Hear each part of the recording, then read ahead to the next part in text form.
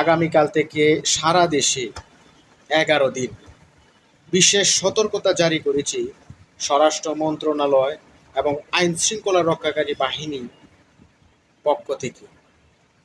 এটা মূলত 5ই আগস্টকে কেন্দ্র করে, কারণ এই সময় থেকেই শেখ হাসিনা সরকারের পতন ঘটিয়েছে বাংলাদেশের সকল শ্রেণী পেশার মানুষ।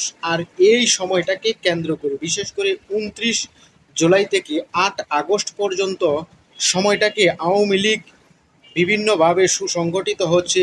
যে ইনস্টাগ্রামে তারা গ্রুপ বেঁধে বিভিন্নভাবে দেশে একটা অরাজকর পরিস্থিতি এবং সরকারি বিশেষ স্থাপনাগুলোতে লক্ষ্য করে টার্গেট করে হামলা চালানোর পরিকল্পনা আছে বলে জানিয়েছে গোয়েন্দা বিভাগ। আর তারই পরিপ্রেক্ষিতে সকল বাহিনীকে বিশেষ সজাগ সতর্ক, দেশবাসীকে সতর্ক থাকা এবং কোনো ধরনের বিশৃঙ্খলা যাতে দেশে না ঘটে, সকল ধরনের বিশৃঙ্খলা ঠেকাতে সারা বাংলাদেশে আইন শৃঙ্খলা রক্ষাকারী বাহিনীর সকল ইউনিটকে সজাগ থাকার জন্য বিশেষভাবে আহ্বান জানানো। তারা নাকি সোচ্চার হচ্ছে। আর এইটিকে কেন্দ্র করেই কিন্তু সরকারের এবং আইন শৃঙ্খলা রক্ষাকারী বাহিনীর পক্ষ থেকে এই বিশেষ সতর্কতা জারি করা হয়েছে।